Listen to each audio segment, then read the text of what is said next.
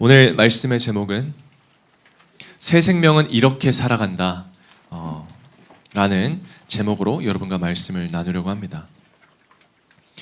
여러분, 제가 질문 하나 할게요. 여러분은 교회 오시는 게 행복하십니까? 정말 행복하십니까? 저는 우리 덕금의 교회 다니는 우리 모든 성도님들이 교회 오는 게 정말 행복했으면 좋겠습니다. 한 주 동안 세상에서 열심히 살아가다가 주일이 되면 교회 오는 것이 너무 기다려지고, 또 주일이 지날 때에는 교회 올 때보다 집으로 돌아가는 발걸음이 더 행복해지는 성도가 되었으면 좋겠습니다. 왜냐하면 저는 온전한 한 번의 예배가 한 사람의 인생을 바꿀 수 있다라고 생각하기 때문입니다. 한 번의 예배가 포기하려던 사람에게 다시 살아갈 힘을 줄 수 있고, 한 번의 예배가 한 사람을 다시 일으킬 수 있고, 또 무엇보다 누군가에겐 한 번의 예배가 예수님을 처음으로 만나 구원을 얻는 그런 자리가 될 수 있기 때문입니다. 그래서 저도 매주 말씀을 준비할 때 정말 최선을 다하고 목숨을 걸고 설교를 준비합니다. 한 번의 예배를 결코 가볍게 생각하지 않아요.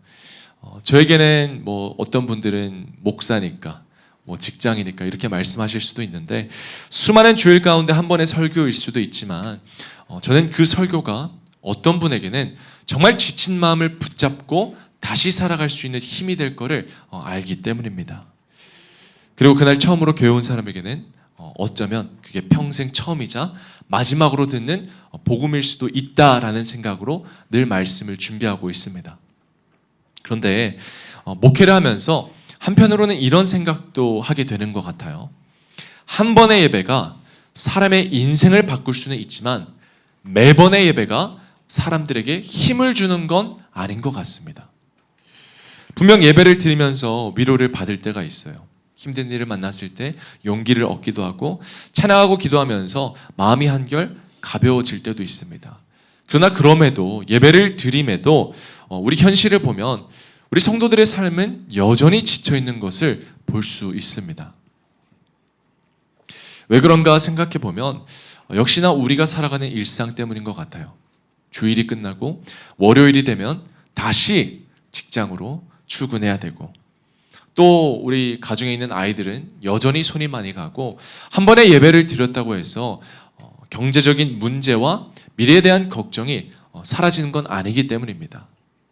심지어 교회에 와서도 쉴 수 있는 것만은 아니죠. 우리 교회학교 교사분들은 1부 예배가 끝나면 이제 바로 2부 예배, 또 교회학교를 섬기러 가십니다. 또 누구는 다른 분들보다도 일찍 와서 주차를 섬기고, 찬양을 섬기고, 방송을 섬기고, 또 목장도 섬기고, 또 누군가 보이지 않는 곳에서 정말 많은 헌신을 해야 합니다. 근데 여러분, 저는 우리가 이렇게 지치는 이유가 단순히 일상에서뿐만이 아니라 교회에 와서도 해야 할 일이 많아서 그런 것만은 아닌 것 같아요. 어쩌면 우리를 계속해서 우리가 예배를 드림에도 불구하고 지치는 이유는 어떠한 일의 양보다는 우리가 살아가는 방식일지도 모르겠다라는 생각을 해봅니다. 우리는 주님이 부르신 새 생명답게 살아가야 합니다. 그렇다면 분명히 예수님을 믿기 전과 예수님을 믿기 후에 삶에 분명히 달라진 게 있어야 돼요. 그런데 우리는 예수님을 믿으면서도 여전히 세상이 살아가는 방식 그대로 살아갈 때가 있습니다. 세상 사람들이 바라는 것을 똑같이 바라보고, 세상 사람들이 원하는 것을 똑같이 원하고, 세상 사람들이 살아가는 방식 그대로 살아가면서 그 안에서 예수님이 나를 조금 더 잘되게 해주기를 바라는 그런 소망을 갖고 살아갑니다.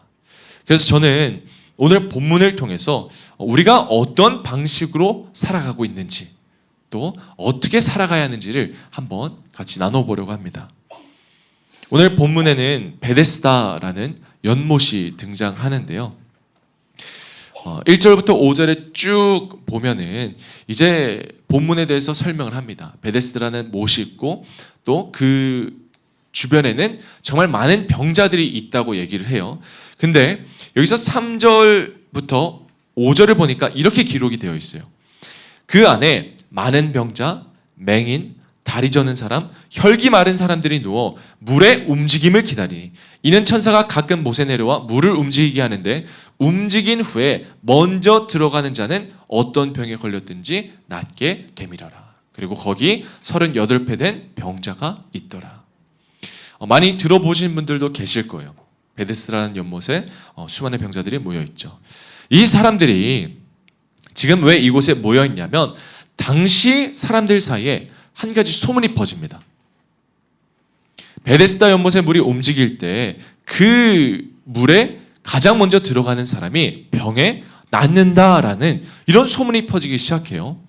실제로 뭐 천사가 내려와서 이 물을 움직이게 했는지는 알 수 없습니다. 그래서 오늘 본문에도 괄호로 쳐져 있죠. 원래 이게 사본에는 없는 말씀이어서. 그런데 중요한 게 있어요. 뭐냐면 이게 사실인지 가짜인지 알 수는 없지만 중요한 건 그곳에 있던 사람들은 그 소문을 사실이라고 믿고 살아갔다는 것입니다. 여러분 그거 아세요? 사람들이 같은 것을 원하기 시작하면 바로 그때부터 경쟁이 시작됩니다. 내가 원하는 것과 다른 사람이 원하는 게 다르면 굳이 경쟁할 이유가 없어요. 그런데 모두가 같은 것을 원하면 누가 그걸 먼저 얻는지가 참 중요해집니다. 오늘 본문 7절을 볼게요. 38년 된 병자가 주님한테 이렇게 말을 합니다. 우리 같이 한번 읽어볼게요. 시작. 병자가 대답하되 주여 물이 움직일 때 나를 못에 넣어주는 사람이 없어. 내가 가는 동안에 다른 사람이 먼저 내려가나이다. 이 병자의 말 속에는 베데스다에서 살아온 그의 삶이 고스란히 담겨져 있습니다. 소문이 사실이라고 믿고 모든 사람들이 같은 것을 원하면서 같은 자리에 있습니다. 그러니 이 병자도 물이 움직일 때마다 누가 그 물에 먼저 들어가는지를 바라봤을 거예요. 이번에는 내가 들어갈 수 있을까라는 희망을 품고 기다리지만 계속해서 자기보다 다른 사람이 들어가는 것을 보게 됩니다. 그리고 그렇게 긴 세월을 살아왔죠. 저는 그런 생각을 해봤어요. 어쩌면 이 사람은 38년 동안 자신이 가지고 있는 이 육체적인 병으로만 고통을 받은 게 아니라 그 긴 시간 동안 다른 사람이 나보다 먼저 가는 모습을 보면서 더 고통을 받았을 것 같아요. 그런데 저는 오늘 우리가 살아가는 세상도 이 거대한 베데스다와 같다는 생각이 듭니다. 끊임없이 우리는 누가 더 빨리 가는지, 누가 더 먼저 가는지, 누가 더 앞서 있는지를 바라보기 때문이죠. 그런데 사랑하는 덕금 성도 여러분, 오늘 예수님은 바로 그 베데스다에 찾아오십니다. 그리고 수많은 사람 가운데 38년 동안 병들어 있던 한 사람에게 찾아오시죠. 이 사람은요, 그곳의 방식대로라면 아마 가장 불리한 사람이었을 거예요. 하지만 예수님은 이 사람이 더 빨리 물에 들어갈 수 있도록 도와주시지 않았습니다. 오히려 이 사람이 38년 동안은 바라던 것과는 전혀 다른 방법으로 그를 살리십니다. 저는 이게 주님이 주시는 새 생명이라고 생각을 해요. 새 생명은 세상 사람들과 똑같은 것을 원하면서 하나님의 도움으로 조금 더 빨리 얻고 조금 더 빨리 앞서가는 삶이 아닙니다. 새 생명은 예수님을 만났기 때문에 이전과는 전혀 다른 방식으로 살아가는 것입니다. 그렇다면 새 생명을 얻은 우리는 무엇을 믿으며 살아가야 하는가? 오늘 두 가지를 여러분에게 말씀을 드리려고 합니다. 먼저 첫 번째, 주님은 우리가 원하는 것보다 필요한 것을 주신다라는 것입니다. 우리 6절 말씀 같이 한번 읽어볼게요. 시작. 예수께서 그 누운 것을 보시고 병이 벌써 오래된 줄 아시고 이르시되 내가 낫고자 하느냐. 아멘. 여러분 성경을 보면요, 예수님은 병자들을 만날 때마다 뜬금없는 질문을 하실 때가 있어요. 오늘 본문의 질문처럼 이 38년 된 병자에게 찾아오셔서 이렇게 질문합니다. 내가 낫고자 하느냐. 굳이 물어보지 않아도 당연히 낫고 싶은데 주님은 왜 이렇게 물어봤을까요? 그런데 저는 오늘은 예수님의 질문보다 이 사람의 대답에 주목하고 싶습니다. 주님이 물으셨을 때 이 병자도요, 굳이 이상하게 다 알만한 질문을 했지만 이 병자도 네, 낫고 싶습니다 라고 대답하면 됩니다. 그런데 7절을 다시 보니까 이 병자가 이렇게 말을 하죠. 병자가 대답하되 주여 물이 움직일 때 나를 못에 넣어준 사람이 없나이다. 이 병자는 자신이 낫지 못하는 이유를 자신을 못에 넣어줄 사람이 없어서라고 생각을 합니다. 그래서 그는 긴 세월 동안 누가 자신을 물에 넣어주기만을 간절히 원했을 수도 있어요. 그리고 어쩌면 예수님이 그 누군가가 되어주기를 원했을지도 모릅니다. 근데 여러분, 오늘 이 사람에게 있어서 필요한 게 정말 자기를 물에 넣어줄 다른 누군가였습니까? 아닙니다. 이 사람에게 정말 필요한 것은 물에 들어가는 게 아니죠. 병이 낫는 것입니다. 회복이 필요했습니다. 그런데 베데스다에 누워서 물이 움직이기만을 하염없이 기다리다 보니까 어느 순간부터 이 병자에게는 자신이 낫는 것과 물에 들어가는 것이 같은 것이 된 것 같아요. 처음부터 물에 들어가기를 원했던 것이 아니에요. 물을 보면서 낫기를 원했겠죠. 그런데 주변 모든 사람들이 너도 나도 할 것 없이 물에 들어가니까 이 사람도 회복이 아니라 물에 들어가는 것 자체를 원했을지도 모릅니다. 여러분, 저는 이것이 오늘 우리들에게도 굉장히 중요한 질문을 던진다고 생각을 해요. 저는 여러분들도 한번 스스로에게 이렇게 질문해 봤으면 좋겠습니다.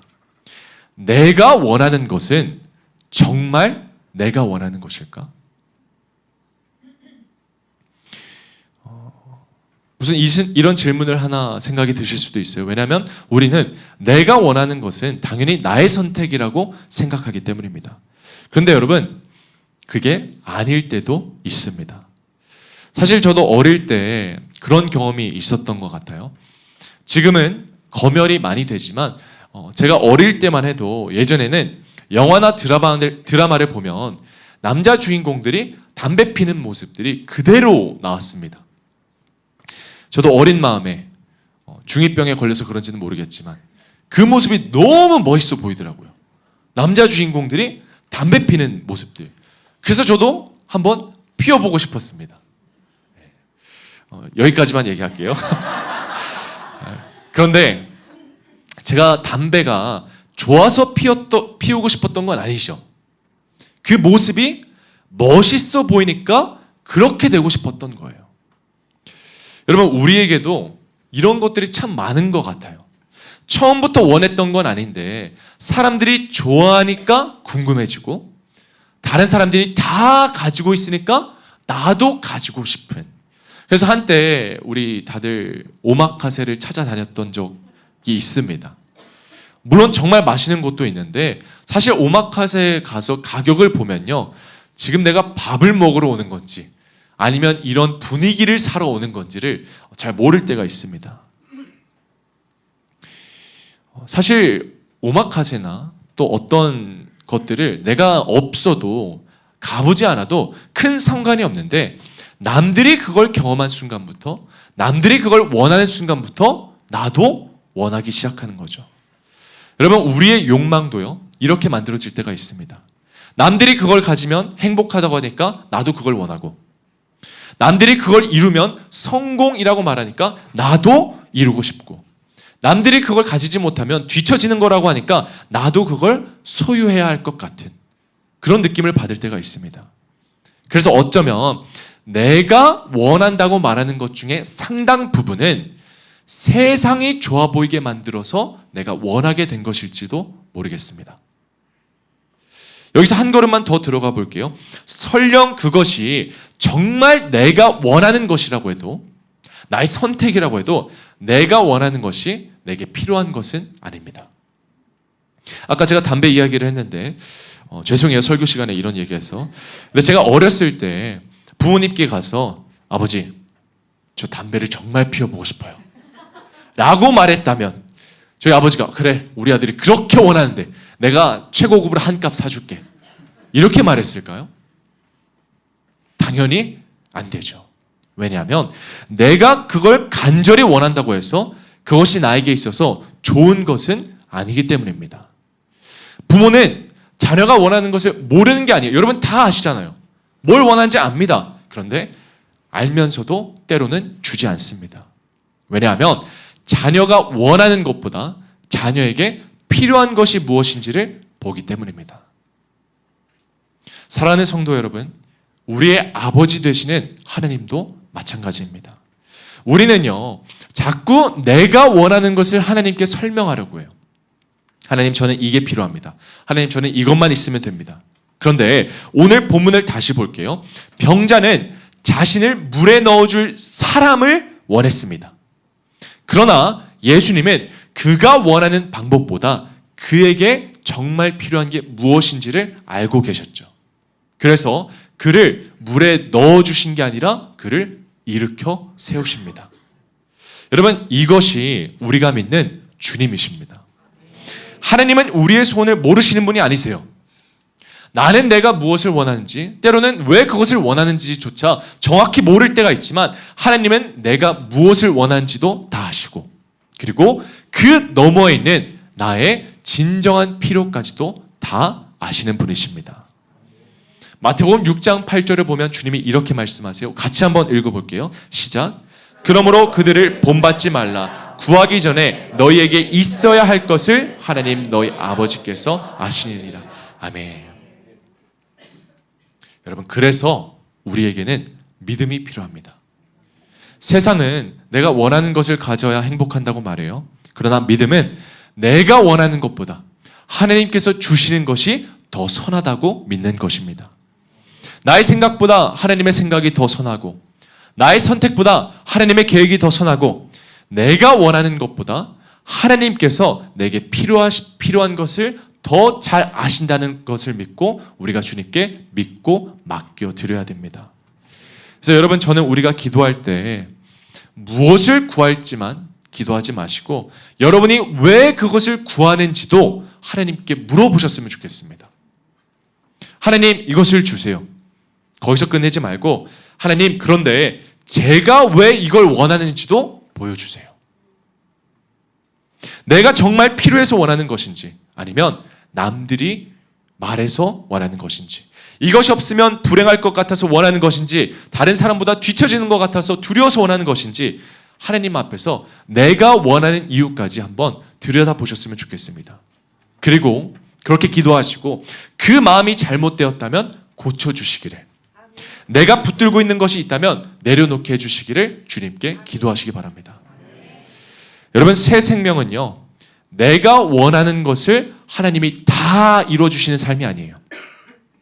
내가 원하는 것까지도 새로워지는 것이 바로 새 생명입니다.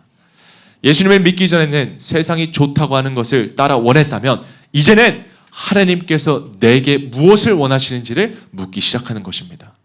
그러니 사랑하는 우리 성도 여러분, 내가 원하는 것이 있다면 얼마든지 하나님께 기도하세요. 그러나 그 기도의 마지막에는 이런 고백도 함께 담으시길 바랍니다. 하나님, 제가 원하는 것은 이것입니다. 그러나 제가 원하는 것보다 하나님이 보시기에 필요한 것을 허락해 주세요.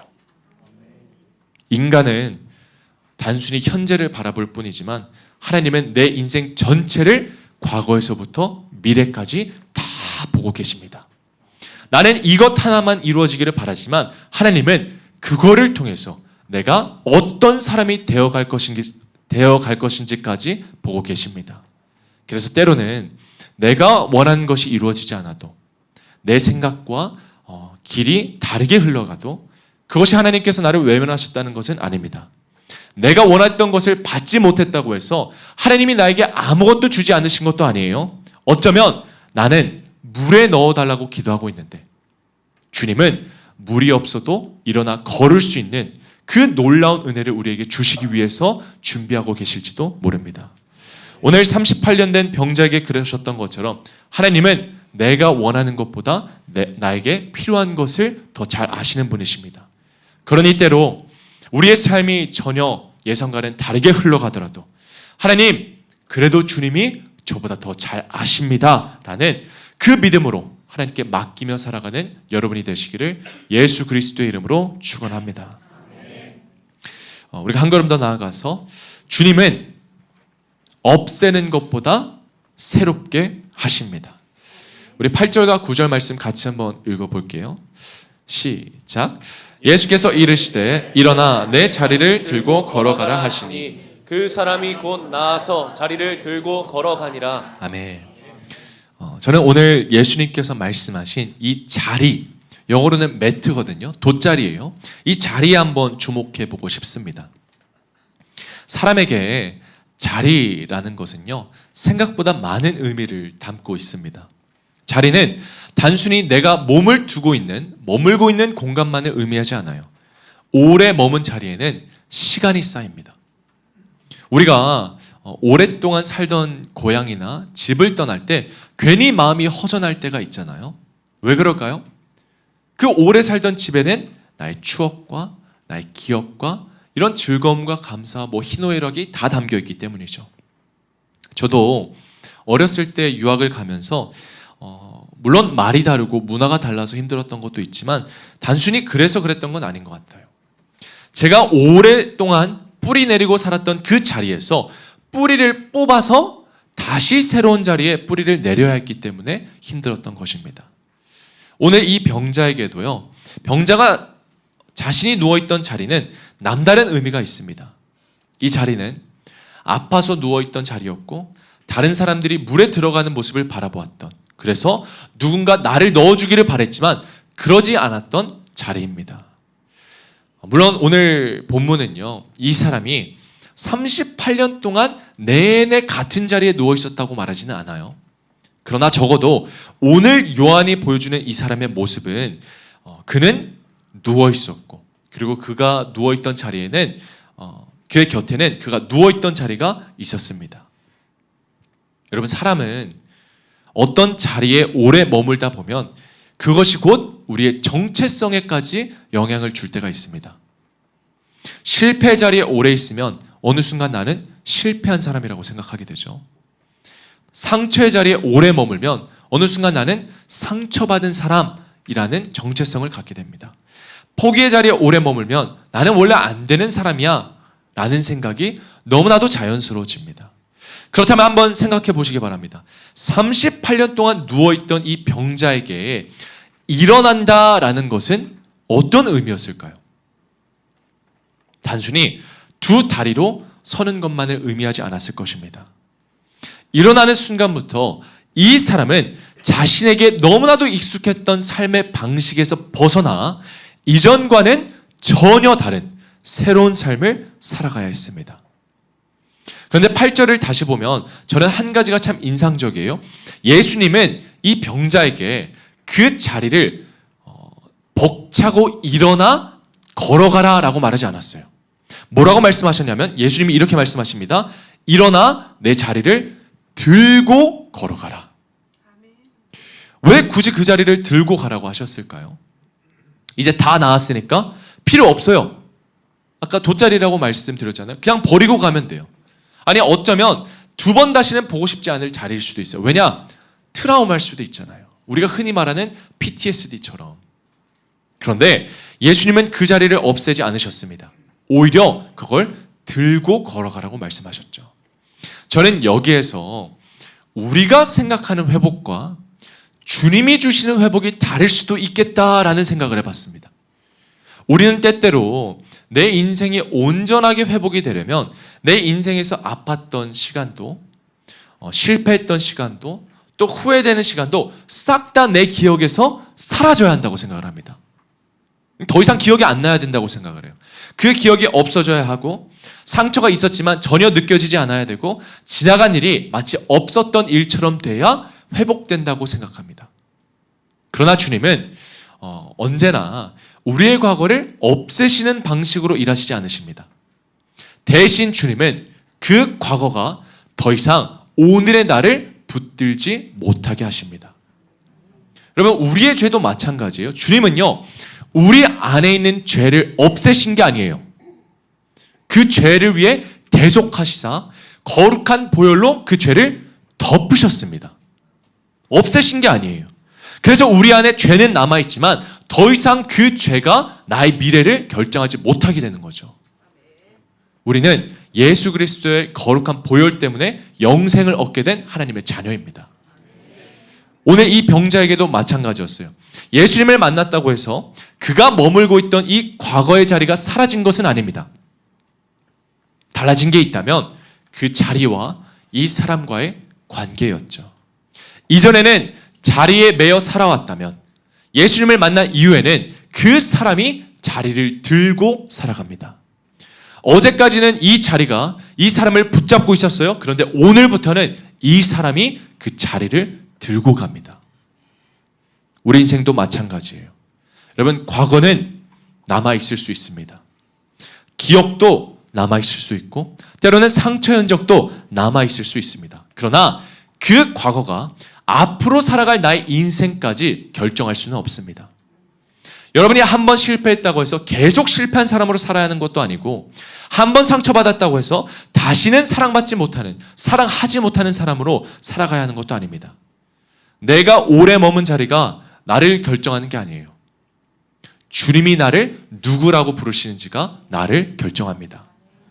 그래서 여러분, 진정한 회복은 과거가 완전히 사라지는 것이 아니라 과거와 나의 관계가 달라지는 것입니다. 근데 여기서 한 가지를 더 봐야 돼요. 이 사람이 스스로 마음을 다잡고 일어난 게 아니에요. 본문 9절을 다시 보면 주님이 말씀하시니까 이렇게 되죠. 그 사람이 곧 나아서 자리를 들고 걸어가니라. 주님의 말씀이 먼저 임했고 주님이 그를 일으키셨습니다. 여러분, 순서가 중요한 거예요. 내가 실패했던 자리에서 일어나야 주님이 회복시키는 게 아니에요. 주님이 우리를 먼저 일으키시기 때문에 우리가 일어설 수 있는 것입니다. 이게 바로 은혜예요.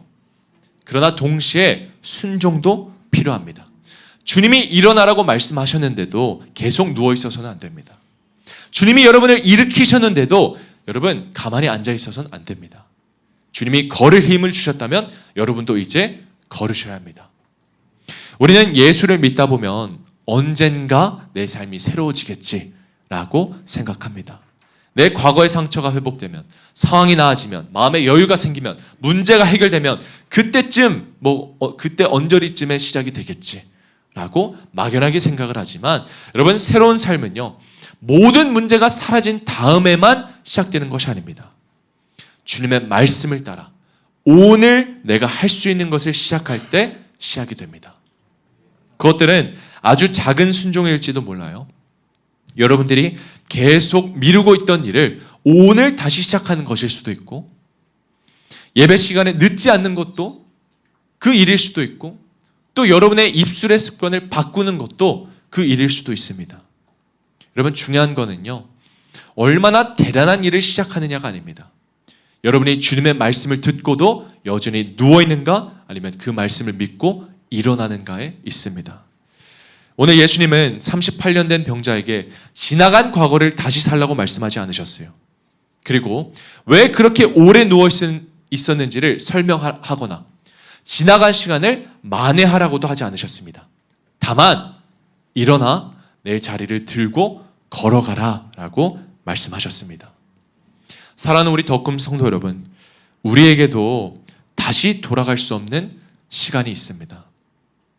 없었던 일로 만들 수 없는 큰 상처가 있을 수도 있고, 여러분들이 인생을 살면서 너무나도 후회가 되지만 되돌릴 수 없는 선택도 있습니다. 그러나 그 과거가 앞으로 살아갈 나의 인생까지 결정하게 두지 마십시오. 주님은 오늘도 우리를 과거의 자리에서 일으키십니다. 그 과거를 없애시는 것이 아니라 그 자리가 더 이상 우리를 붙들지 못하게 합니다. 그러니 여러분, 저는 여러분들이 오늘 주님이 여러분에게 말씀하신다면 그 말씀에 순종하시기 바랍니다. 일어나시고 자리를 들고 걸으시기 바랍니다. 저는 여러분들이 과거가 나를 붙들고 있던 그 자리에서 일어나서 이제는 주님과 함께 한 번도 살아보지 못한 그 내일을 향해 여러분들이 믿음으로 걸어가는 믿음의 자녀가 되시기를 예수 그리스도의 이름으로 축원합니다. 말씀을 맺을게요. 오늘 본문 9절 마지막에는 이런 말씀이 기록이 되어 있어요. 그 사람이 곧 나와서 자리를 들고 걸어가니라. 이 날은 안식일이니. 요한은요, 38년 된 병자가 치유되는 이야기를 1절부터 9절까지 쭉 하다가 마지막에 뜬금없이 그날이 안식일이었다는 사실을 상기시켜 줍니다. 여러분, 사실 안식일에 관한 이야기는 10절부터 본격적으로 시작이 되거든요. 그래서 문단을 시작하려면 이게 문법적으로 봤을 때, 논리적으로 봤을 때는 9절 끝이 아니라 10절 처음에 들어가야 적절해 보입니다. 그래서 저는 이 안식이라는 단어가 오늘 본문을 이해하는데 중요한 의미가 있다고 생각을 해요. 우리는 안식이라고 하면 아무것도 하지 않는 것을 생각합니다.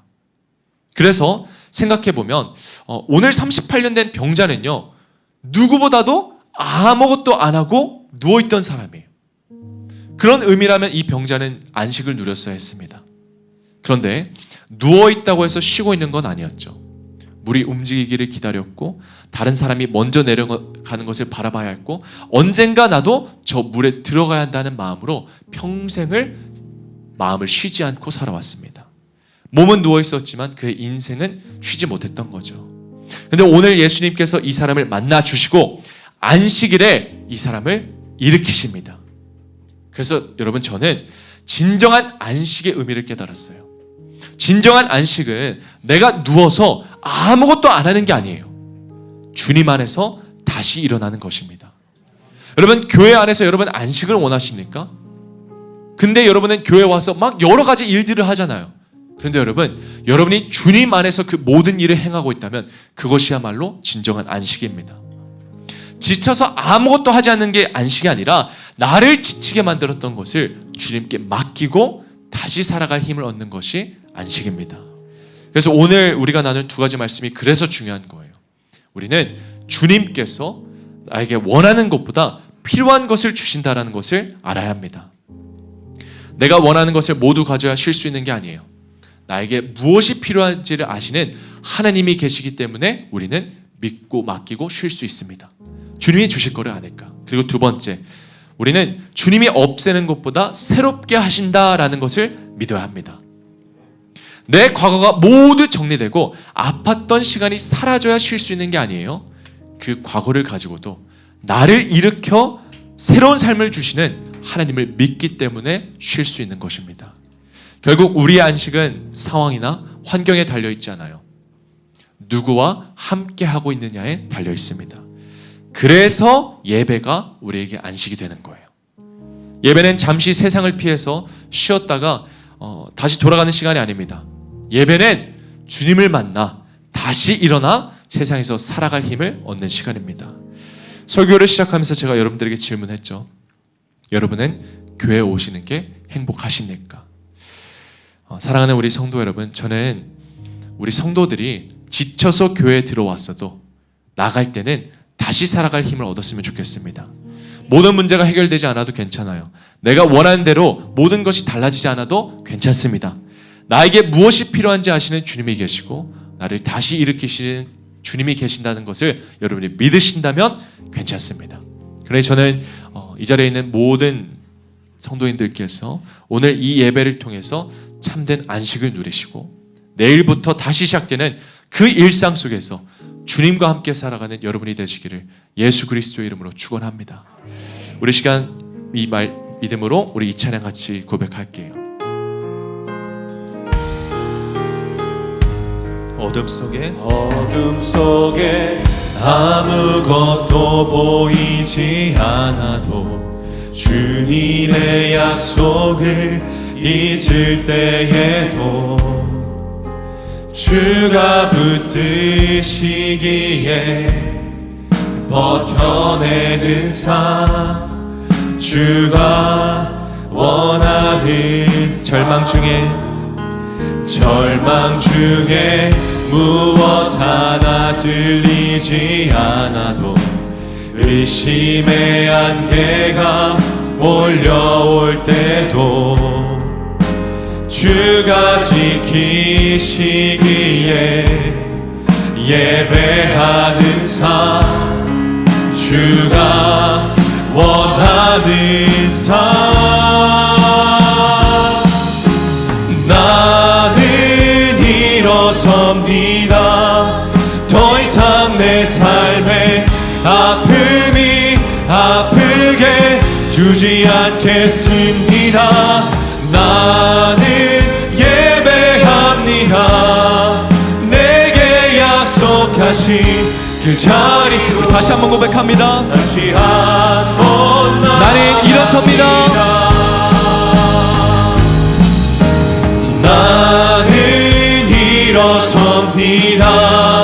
더 이상 내 삶에 아픔이 아프게 두지 않겠습니다. 나는 예배합니다. 내게 약속하신 그 자리로. 우리 마지막으로 믿음 다해 고백합시다. 나는 일어섭니다. 나는 일어섭니다. 더 이상 내 삶에 아픔이 아프게 두지 않겠습니다. 나는 예배합니다.